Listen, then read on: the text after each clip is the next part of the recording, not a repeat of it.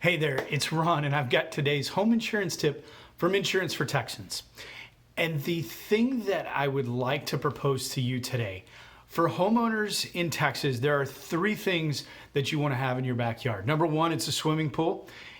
It's hotter than hot out there right now, and that's about the only way to cool off if you're dumping ice into that pool and climbing in.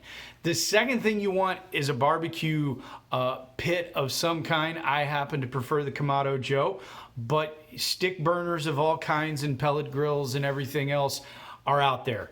If you're a Texan, you gotta have one. The third thing is a trampoline. Kids love to play on them.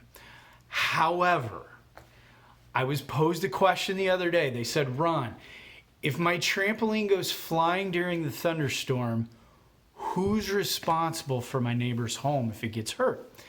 Well, let's take a look at that. It all boils down to liability.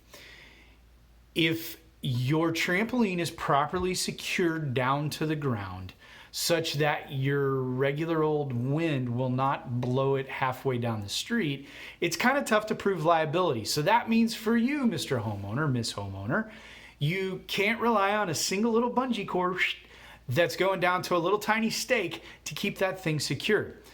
You want to make sure that you properly fasten it to the ground.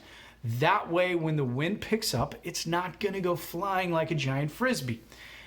Now, if for some reason it does go flying, there's a couple of things we need to consider before we talk about liability. Number one, if it flies into the neighbor's yard and nothing is hurt, we're not going to file a claim.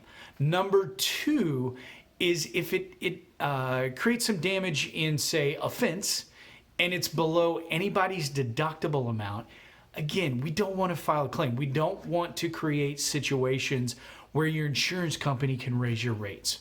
So let's say something larger happens and we go, you know what? It wasn't quite properly secured. It flew 2 houses down, took out big windows, and created all sorts of damage. Who's liable? Well, at that point, that homeowner can come back to you because if you didn't have it secured in, it's going to be your fault. So how can you protect yourself? Raise your personal liability on your homeowner's policy to the maximum level. At a minimum, you want it at $500,000. That's to make sure that if you get in that situation, the other person can be taken care of if they do try to pin it back on you. I'm Ron.